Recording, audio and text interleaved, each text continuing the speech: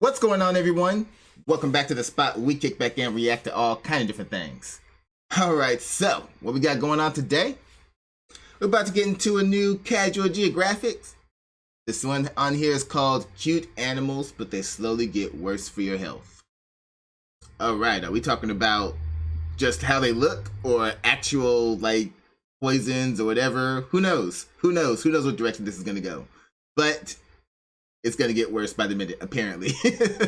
By the way this title is. Oh man, love it, love it. We already know it's gonna be plenty of jokes on this one. So let's go ahead and jump into this, see what he's got to say about these animals that get worse over time. Let's go.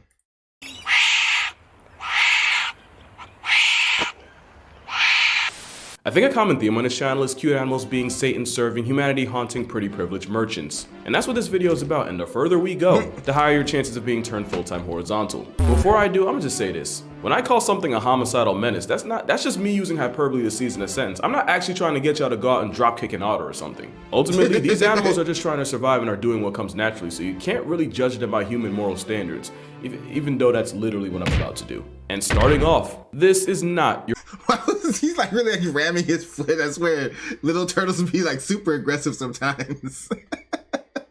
Okay, so looks I was right. So about that, so it's gonna be animals that as they get older, they're just worse for your health. You're just gonna be a danger to you, depending on what type of poisons or claws or whatever they develop over time. So all right, let's go.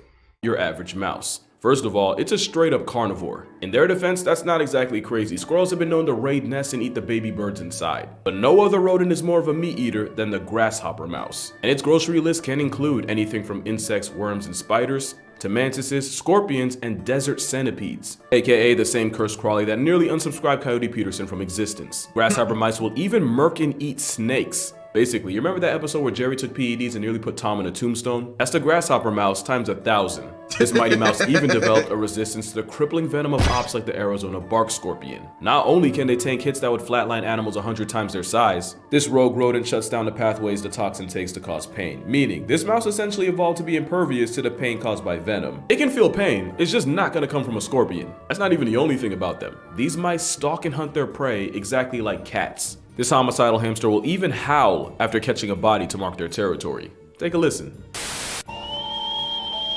Oh, I heard this one. I saw this video a while back. This specific clip right here. Oh, and I saw that. I think so grasshopper mouse, huh? I think in the video, dude called him like a werewolf mouse or something. I knew whoever the narrator was definitely like didn't know what he was talking about, so I wasn't really paying attention to that. But the video itself was like, whoa.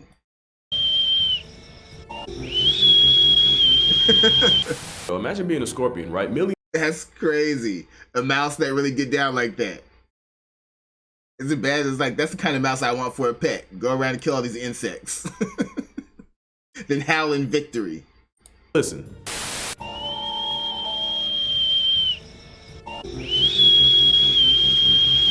So imagine being a scorpion, right? Millions of years of evolution, your ancestors were apex predators, and you have biological warfare on your side. All that for a pint-sized weremouse to be your downfall. Not even other mice are safe. Grasshopper mice regularly eat other rodents, and cannibalism is not off the table. In fact, there was a story of a scientist keeping a grasshopper mouse and making the mistake of leaving it alone with a lab rat 5 times its size. In the few minutes he walked away and returned, there was one less mouse and the #1 suspect feeding on the carcass. Proof that even the most innocent looking platter can serve death.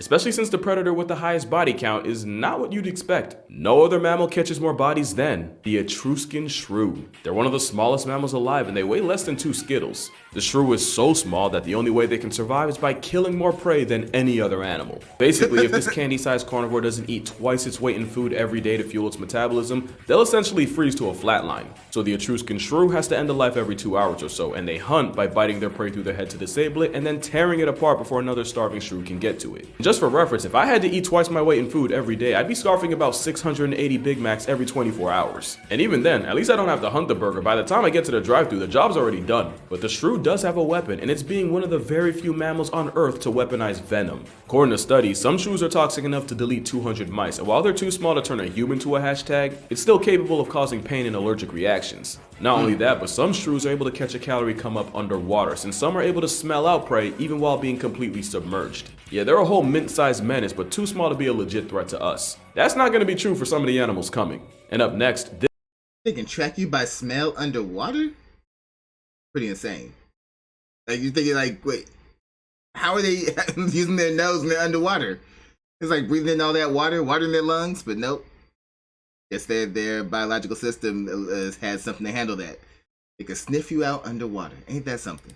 Even while being completely submerged. Yeah, they're a whole mint-sized menace, but too small to be a legit threat to us. That's not going to be true for some of the animals coming. And up next, this bird probably looks no different from something you'd expect in a garden, except it's only found in the islands of the Galapagos, and to survive, they've come up with some nasty tricks. They've been nicknamed Darwin finches since they actually helped prove Charles Darwin's theory of evolution. Long story short, different finches ate different foods and so developed different size and shaped beaks. One finch evolved to finesse an easy meal by pecking at the skin of bigger birds and drinking the blood that spills out. Are birds even f***ing real? And scientists believe up to 10% of this flying freaking vampire birds over here, like, what the heck? It's like, I'm gonna survive by drinking the blood of other birds. Like, what? That's an easy meal by pecking at the skin of bigger birds and drinking the blood that spills out. Are birds even f***ing real? And scientists believe up to 10% of this flying leech's diet is seabird blood, and their favorite victim is a bird called the booby. Don't laugh, it's not funny.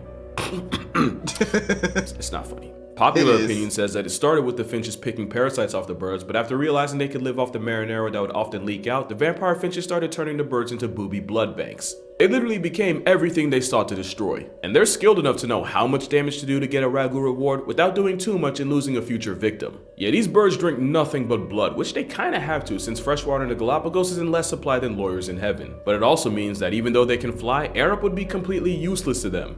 But not to you, because Arup's flavor pods uses scent flavors to convince your brain you're drinking whatever pod you chose. Just fill up the bottle, pull the pod to activate, description, use the code CASGEO15 for 15% off, and like I always say, stay hydrated, my friends. It's just too bad finches don't drink water, otherwise Arup would save more boobies and free mammograms. Not only do they grief bosom birds, but finches will often roll eggs out of nests and crash them in the rocks just for some easy protein. They're not even the only birds on that kind of timing. The New Zealand keel will use that Swiss Army knife of a nose to cut into sheep and eat the fat right off their backs. Sometimes they freak the sheep out so much they yeet themselves off a cliff trying to get away. But at least the Kia and the vampire finch are only harmful to your mental. From here on out, that is terrifying. Terrifying for those sheep. I feel so bad for them. Man, you out here chilling, next you know birds start pecking at you, biting away at you, drinking your blood, eating your flesh while you're still alive. Yeah, I can see why they would jump off a cliff. Like, just end it now. That is the last time that statement will be true, because this live-action plush toy is also on the short list of venomous mammals. The slow loris is a Southeast Asian primate armed with toxins that can do very real damage to a human. They have a gland on their arm that produces a chemical that becomes highly toxic. We can say that right. Why is she holding him? A gland on his arm, and yet she's holding him, and he's got his hand on her shoulder.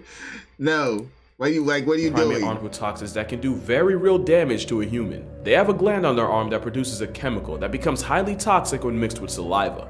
So when this imitation lemur sees you and puts its hands up, it's not a sign of surrender, it's a promise to ascend you. We talking straight soul eviction. In 2012, a biologist was bitten by a slow loris, and this was him after 1 hour, and this was Buddy after an hour and a half. Since the toxins contain chemicals similar to cat allergens, this venom monkey can trigger anaphylactic shock in people, making it the first animal here that can perform landscape work on your family tree. We used to think this malicious muppet used venom against predators, but it turns out it's for friendly fire. They usually use it in fades with other lorises, and the flesh-melting toxins can cause necrosis, meaning the loser loris can lose an eye, a toe, their scalp, and even part of their face. It's so bad that one of the most common causes of loris life retirements is getting bit by a rival. An 8-year study done on about 80 slow lorises found that damn, they really just evolved to fight each other.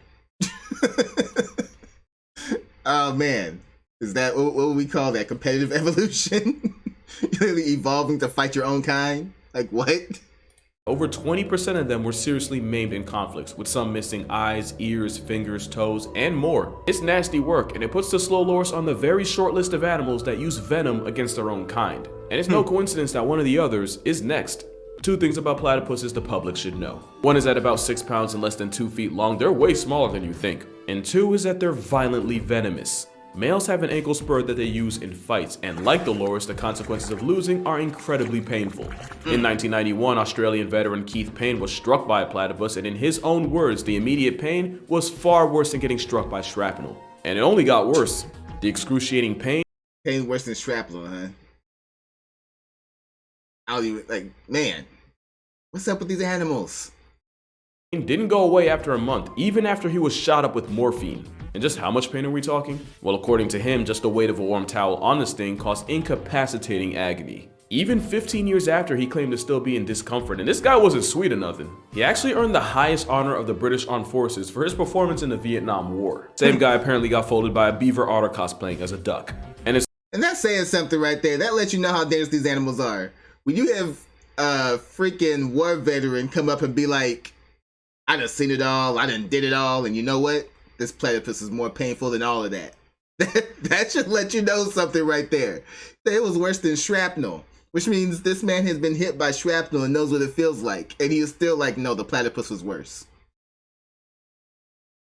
Like, for real? Like, what? Like, what are these animals?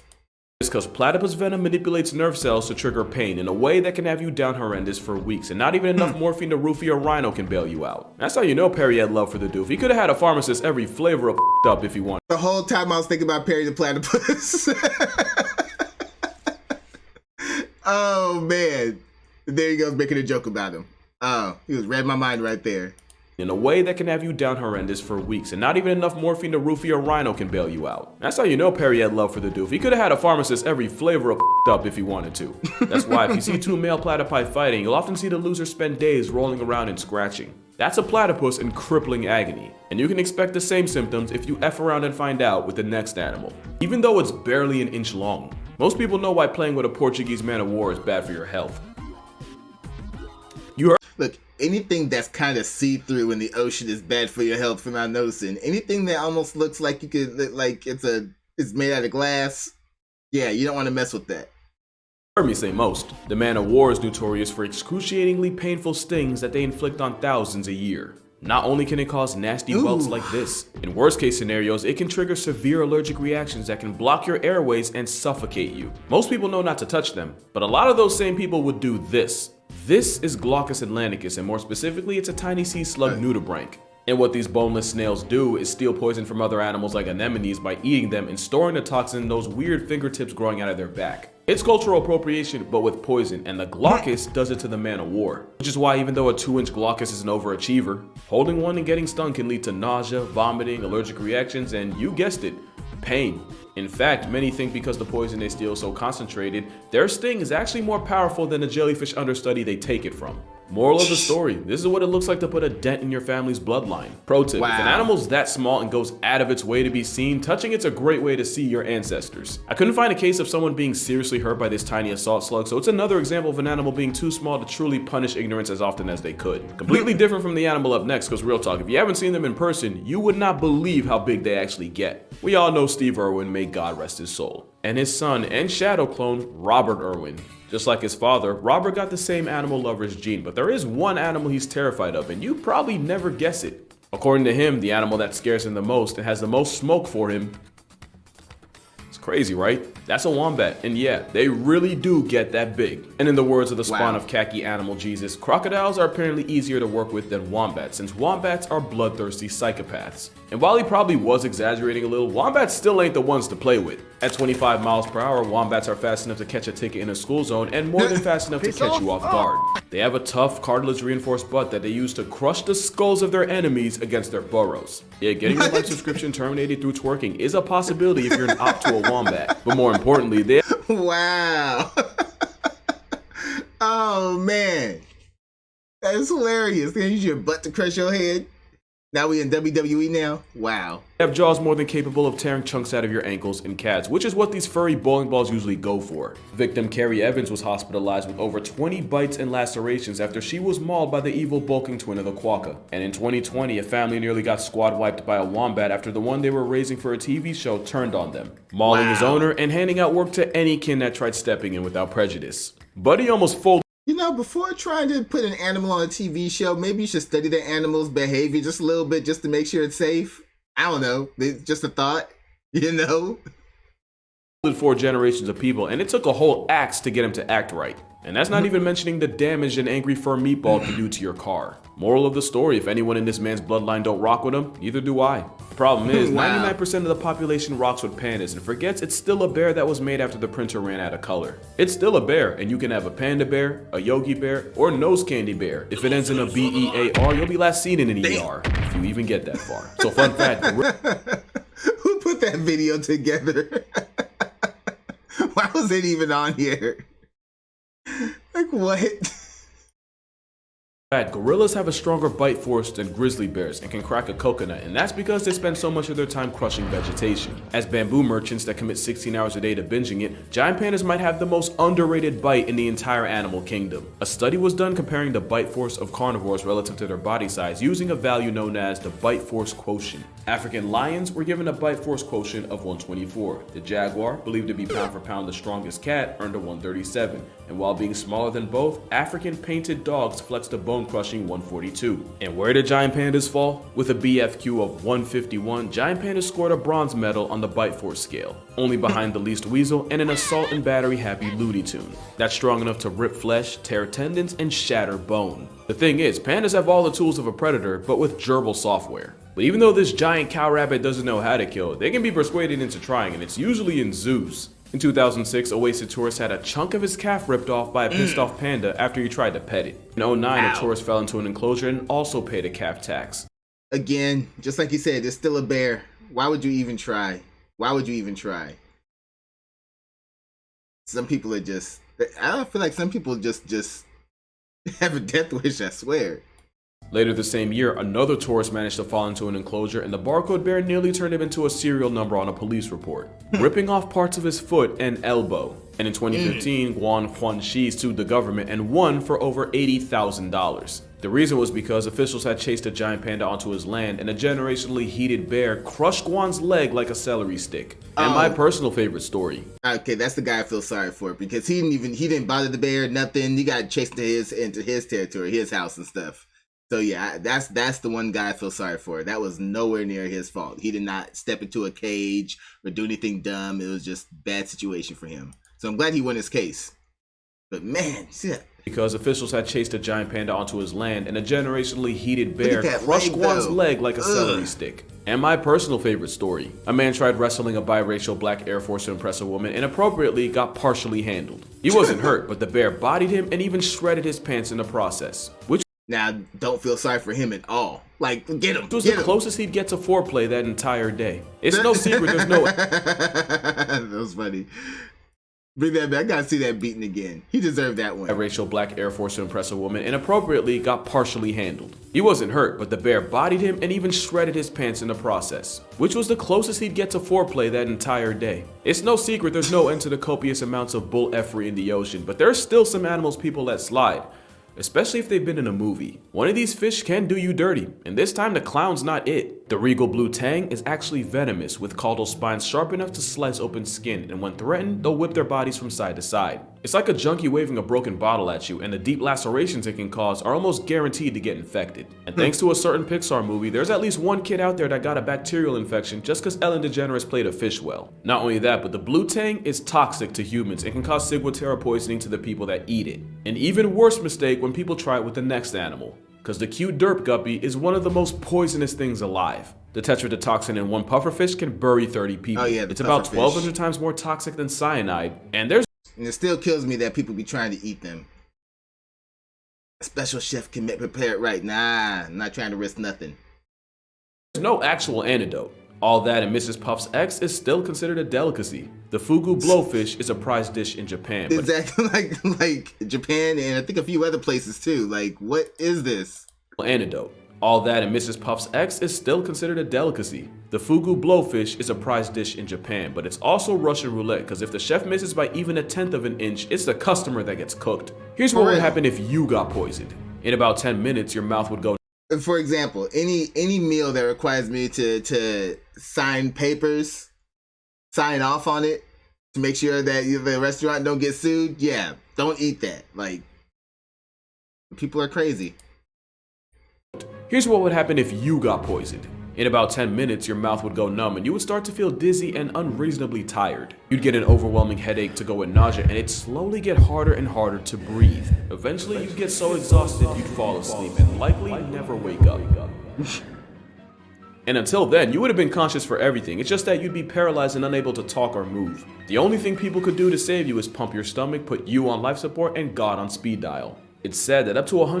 And like I said in the beginning, all of that starts in like the first 10 minutes, which means you're not even making it out the restaurant. You're not even going to be able to pay your check before the symptoms start hitting. Craziness. And yet people still want to try it. Like, why?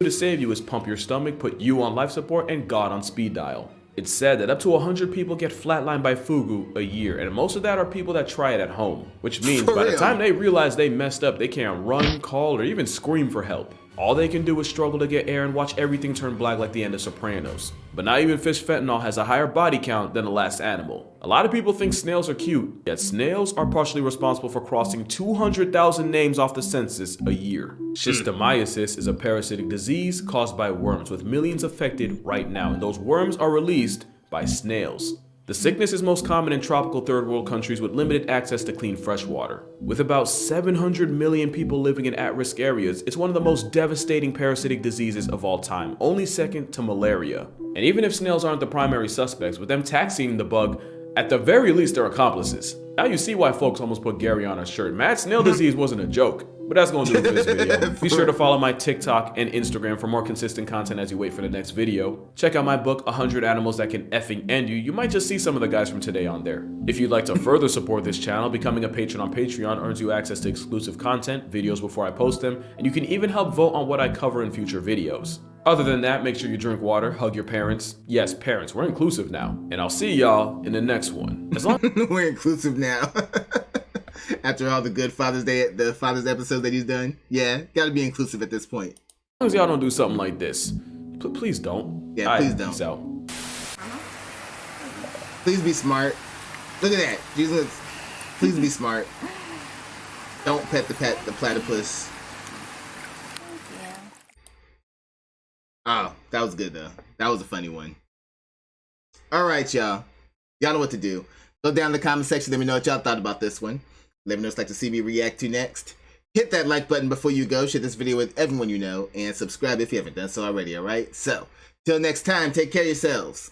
And I'm out of here.